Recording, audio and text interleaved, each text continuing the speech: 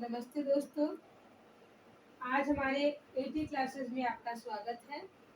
मैंने कल ऑर्गेनिज्म के बारे में बताया था। आज मैं क्लासिफिकेशन ऑफ ऑर्गेनिज्म टॉपिक पे बात करूंगी। अगर आपको मेरा वीडियो पसंद आएगा तो उसको सब्सक्राइब करिएगा, बेल आइकन को प्रेस कीजिएगा। तो चलिए हम शुरू करते हैं क्लासिफिकेशन ऑफ ऑर्गेनिज्म। तो दोस्तों आज हम पढ़ेंगे क्लासिफिकेशन ऑफ ऑर्गेनिज्म। तो ये क्लासिफिकेशन ऑर्गेनिज्म में फाइव पार्ट्स में डिवाइड किया गया है। पहला है मोनेरा किंगडम। पहला है मोनेरा किंगडम। दूसरा है हमारा प्रोटिस्टा किंगडम। तीसरे में हम रखते हैं प्लांटी, जो हमारे पादप वर्ग हैं, प्लांटी।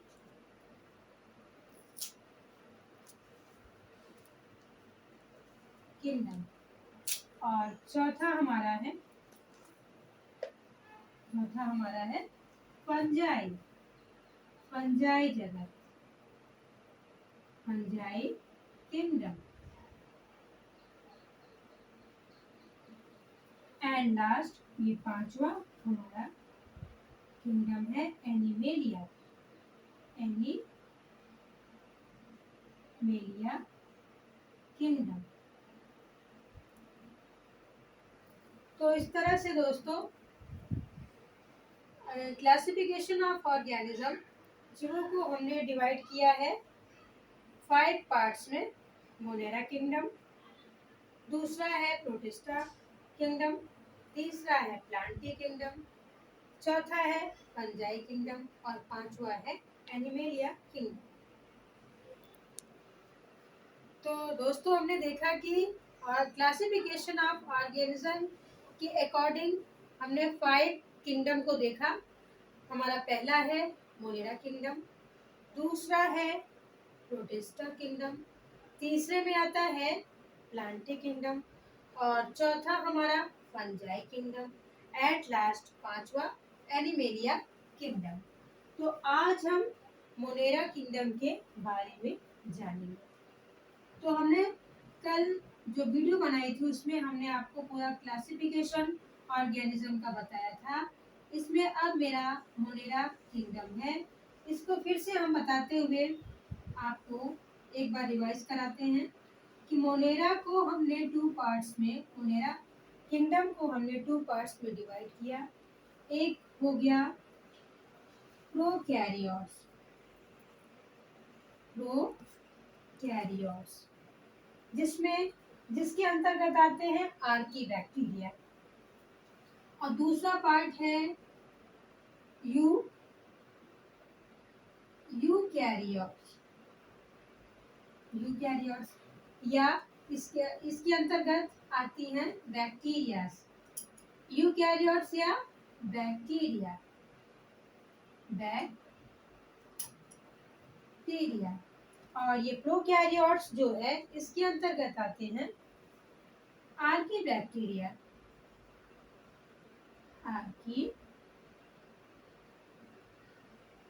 बैक्टीरिया। तो ये हमारे प्रोकैरियोट्स और जो यूकैरियोट्स है इनके अंतर्गत यूनिसेलुलर बैक्टीरियाज आती हैं। इनके ये हम इनकी पहचान कैसे करेंगे? इनमें पहला पॉइंट ये है कि जो प्रोकैरियोट्स और यूकैरियोट्स बैक्टीरिया होती हैं वो यूनिसेलुलर होती हैं।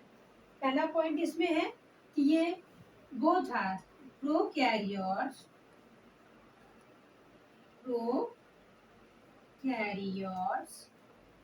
and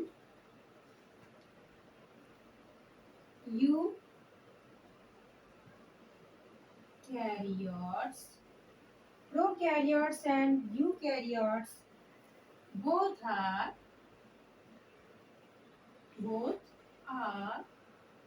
यूनिसेलुलर,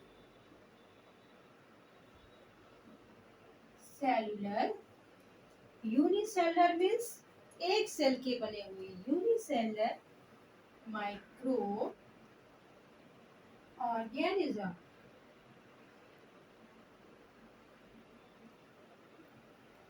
मीन्स जो हमारे प्रोकैरियोट्स जिसके अंतर्गत आर्की बैक्टीरिया आती हैं, दूसरा पार्ट है यूकैरियोट्स जिनके अंतर्गत बैक्टीरिया आती हैं, bacteria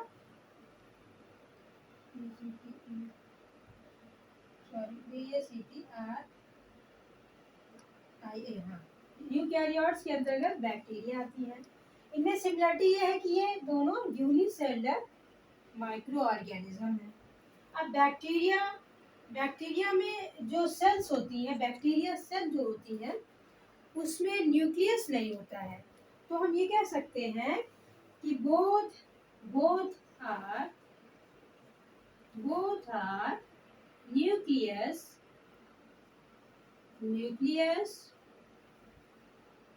nucleus are absent,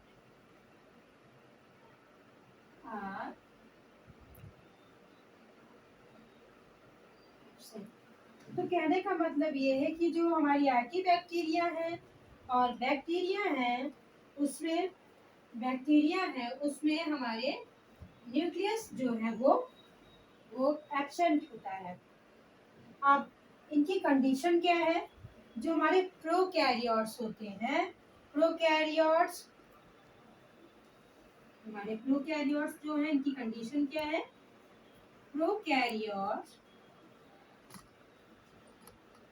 prokaryotes are found, ये कहाँ पाए जाते हैं? Prokaryotes are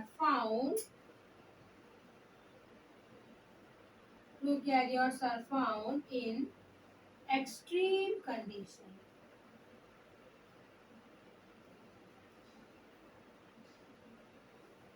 Prokaryotes are found in extreme condition, whereas eukaryotes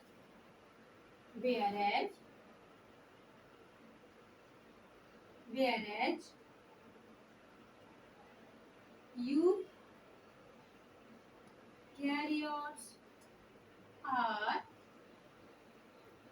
everywhere, यानी कि वो हर जगह आपको मिलेंगे। Eukaryotes are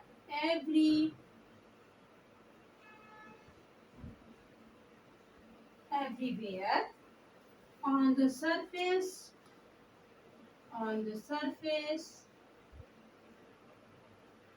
of earth.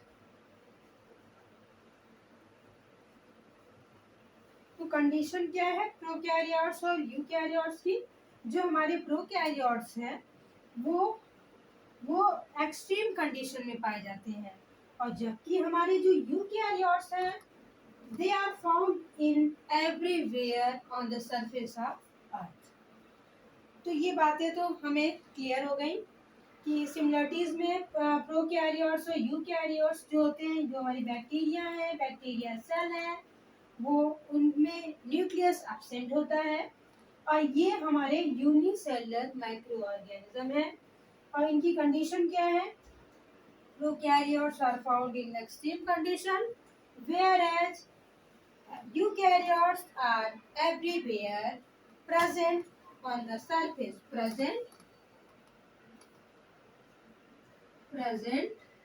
on the surface of earth.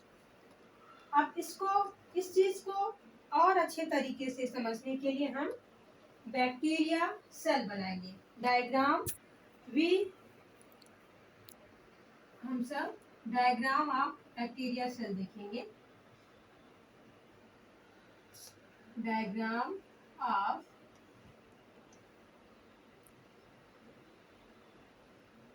Bacteria cell. Diagram को अभी मैं मेंशन करती हूँ, बनाती हूँ, इससे आपको काफी चीजें समझ में आ जाएंगी। तो एक बैक्टीरिया का हम डायग्राम बना रहे हैं। दोस्तों आप ध्यान से देखिएगा।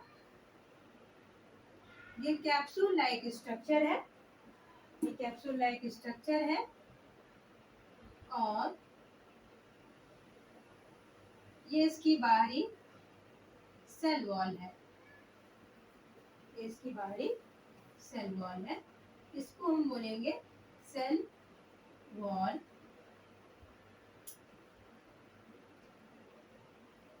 यहाँ पे ये डॉट डॉट फ्लूइड है, इसको हम कोशिका द्रव्य बोलते हैं या हम इसको साइटोप्लाज्म भी बोल सकते हैं, साइटोप्लाज्म।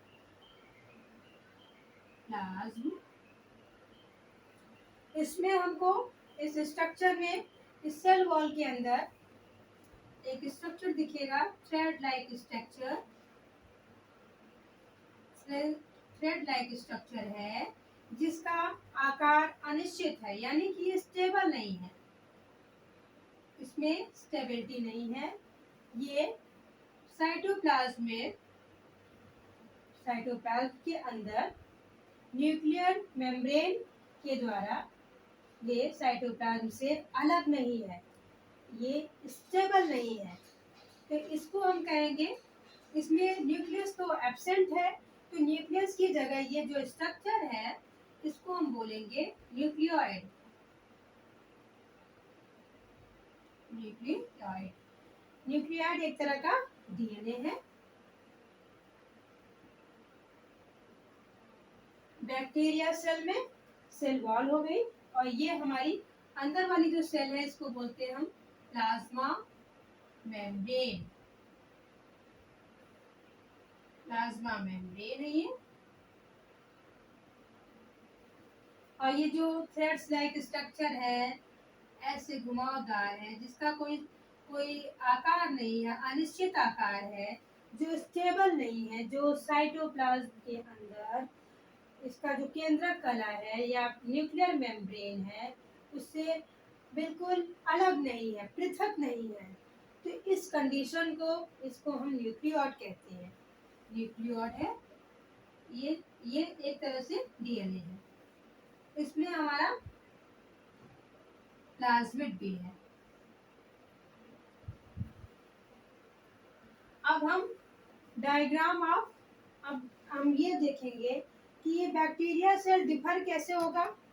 तो ये जो होता है एनिमल सेल के, अगर हम एक स्ट्रक्चर देखते हैं, अब हम देखिए एक डायग्राम ऑफ एनिमल सेल बनाते हैं, डायग्राम ऑफ एनिमल सेल। अब डायग्राम ऑफ एनिमल सेल को मैं ड्रॉ करती हूँ। इस स्ट्रक्चर से काफी कुछ आपको समझ में आ जाएगा। ये हमारा एनिमल सेल है, ये हमारा एनिमल सेल है, ये हमारी सेल वॉल है, ये अंदर वाली सेल वॉल है, सेल मेम्ब्रेन कह सकते हैं इसको।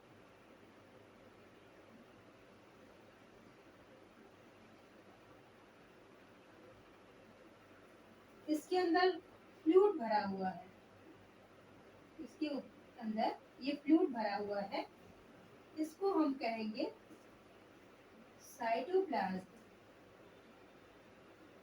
साइटोप्लाज्म। अब ये साइटोप्लाज्म हो गया, cell wall, this is cell membrane. अब इसके अंदर एक स्टेबल स्ट्रक्चर होता है, एक निश्चित आकार होता है, स्टेबल स्ट्रक्चर है, निश्चित आकार है, इसको बोलेंगे हम न्यूक्लियस, इसको हम बोलेंगे न्यूक्लियस। ये हमारा न्यूक्लियस है। न्यूक्लियस के अंदर छोटा सा सर्किल हमको और दिखेगा, इसको हम बोलेंगे न्यूक्लियोलस, न्यूक्लियोलस, ये न्यूक्लियोलस है। और न्यूक्लियस के अंदर ये भी फ्लूइड भरा हुआ है, इसको हम बोलेंगे न्यूक्लियोप्लाज्म, न्यूक्लियोप्लाज्म। ये तो हमारा न्यूक्लियस हो गया। और न्यूक्लियस के अंदर न्यूक्लियोलस और न्यूक्लियस के अंदर जो फ्लूइड है उसको हम बोलेंगे न्यूक्लियोप्लाज्म। और न्यूक्लियस के अंदर ही हमारा डीएनए होता है, जो कि जो जेनेटिक मटेरियल का कैरियर होता है, जनरेशन टू जनरेशन उसको आगे भेजता है, पीढ़ी दर पीढ़ी को वो ट्रांसफर करता है। अब ये एनिमल सेल में हमको और भी स्ट्रक्चर दिखेंगे। दोस्तों आप लोग ध्यान से देखिएगा, ये इस टाइप का स्ट्रक्चर है, सेल्स में जगह जगह बिखरे हुए हैं। इसको हम कहते हैं माइटोकॉन्ड्रिया। इसको हम कहते हैं माइटोकॉन्ड्रिया।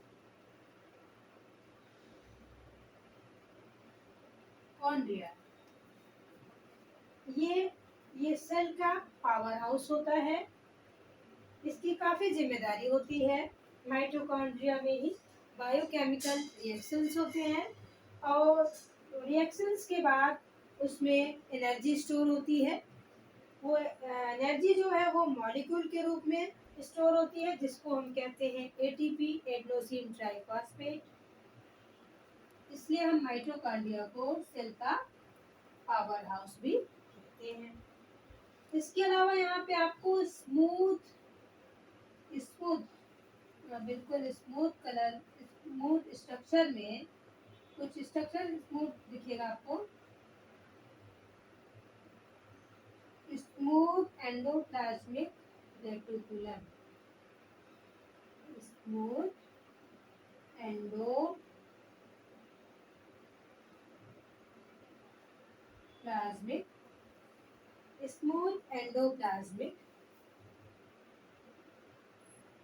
रेटिकुलम।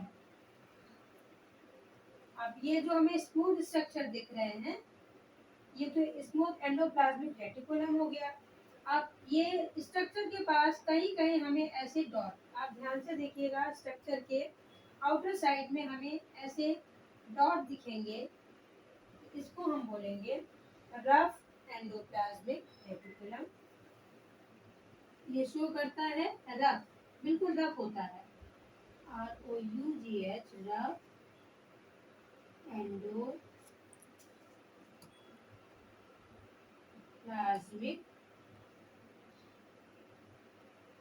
रेटिकुलम।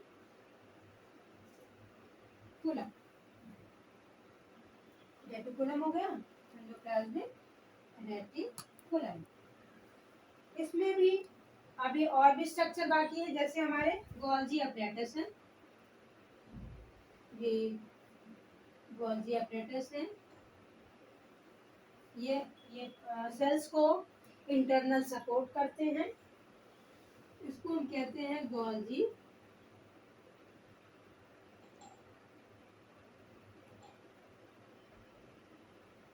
अपरेटस। ये सेल्स को सपोर्ट करते हैं। और इस तरह से हमने देखा कि bacteria, diagram of bacteria cell और डायग्राम ऑफ एनिमल सेल में क्या डिफरेंस है। डिफरेंस आप देख सकते हैं कि जो बैक्टीरिया सेल है, इसमें जो हमारा साइटोप्लाज्म है और इसमें जो न्यूक्लियर मेम्ब्रेन है, साइटोप्लाज्म के अंदर जो न्यूक्लियर मेम्ब्रेन है वो अनिश्चित आकार की है, अनस्टेबल है, और इसको हम न्यूक्लियोइड कहेंगे। ये यहाँ पे न्यूक्लियस एब्सेंट है। और हमारा देखिए एनिमल सेल में क्या है, nucleus is present in stable condition and ये बिल्कुल साइटोप्लाज्म में अलग दिख रहा है, इसका एक निश्चित आकार है। और ये न्यूक्लियस के अंदर हमको न्यूक्लियोलस भी दिख रहा है।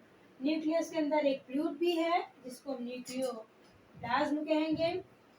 और इसी न्यूक्लियस के अंदर हमारा डीएनए है, जिसको हम डीऑक्सी न्यूक्लिक एसिड कहते हैं, जो कि जेनेटिक मटेरियल का वाहक होता है।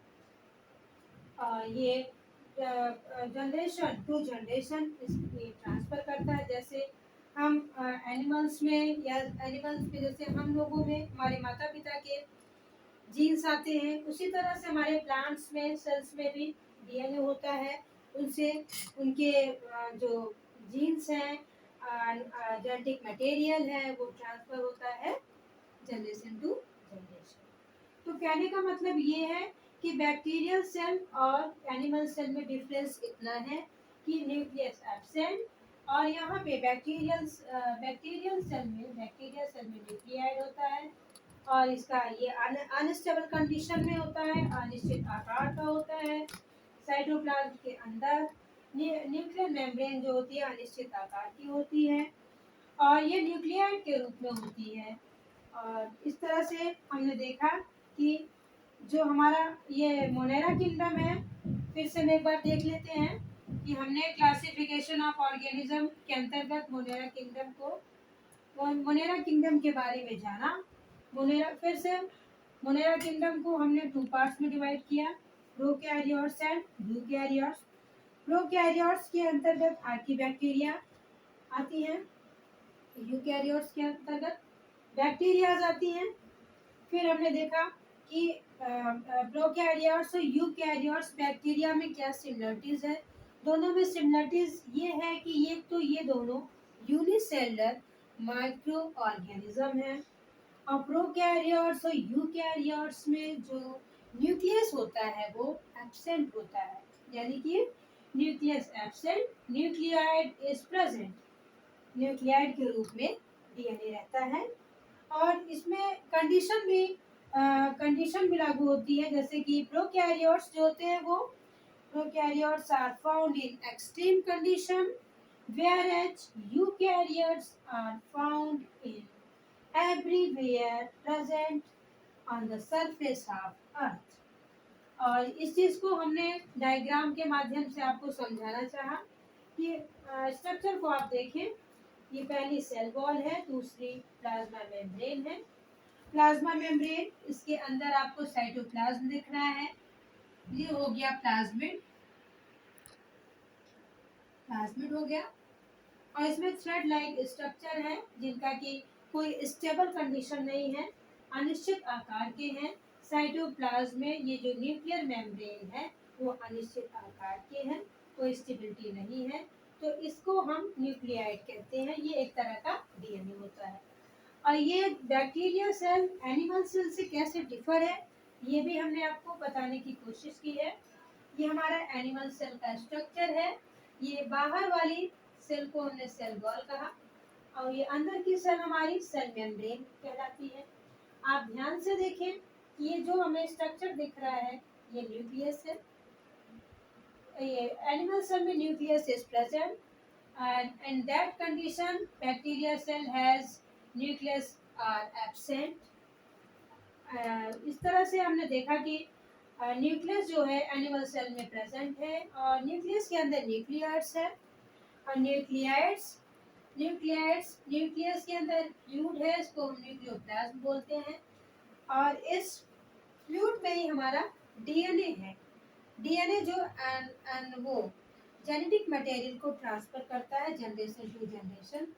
और आप इस स्ट्रक्चर में ये देख सकते हैं कि जो स्ट्रक्चर है ये न्यूक्लियस की आउटर साइड में स्ट्रक्चर आपको दिख रहा है, स्मूथ स्ट्रक्चर जो आपको दिख रहे हैं उसको हम बोलेंगे स्मूथ एंडोप्लाज्मिक रेटिकुलम।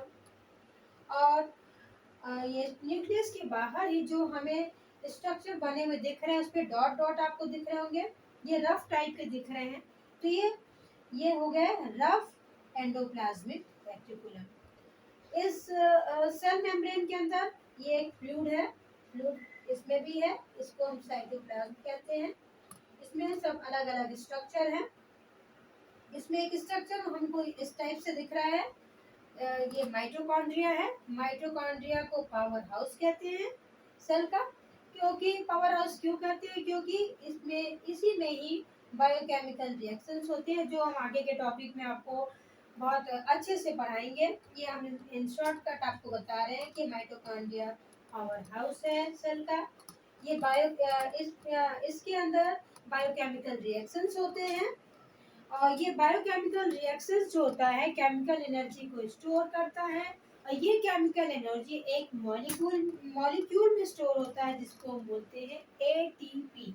एटीपी का फुल फॉर्म होता है एडेनोसिन ट्राइफॉस्फेट। इस तरह से ये एनर्जी को मॉलिक्यूल के रूप में इकट्ठा करता है माइटोकॉन्ड्रिया। और हम देख सकते हैं कि इसके बगल में गोल्गी एपरेटस है। एक और स्ट्रक्चर हमको दिख रहा है। गोल्गी एपरेटस ये हमारे सेल को इंटरनल सपोर्ट करता है, इंटरनल सपोर्ट करता है। तो हम ये स्ट्रक्चर देख रहे थे, इसमें ये आपको स्ट्रक्चर दिख रहा होगा। ये गोल्गी एपरेटस है। इसको आप ध्यान से देख सकते हैं। गोल्गी एपरेटस का काम होता है कि सेल्स को इंटरनल सपोर्ट करना, यांत्रिक सहारा देना, इंटरनल सपोर्ट करना। ये हमारा साइटोप्लाज्म नहीं है। और इस तरह से हमने देखा कि बैक्टीरियल सेल का स्ट्रक्चर और एनिमल सेल का स्ट्रक्चर दोनों में कितना डिफरेंस है। और मुझे लगता है कि मैंने इतना आपको अच्छी तरह से बताया है कि आप लोग को समझ में आ गया होगा।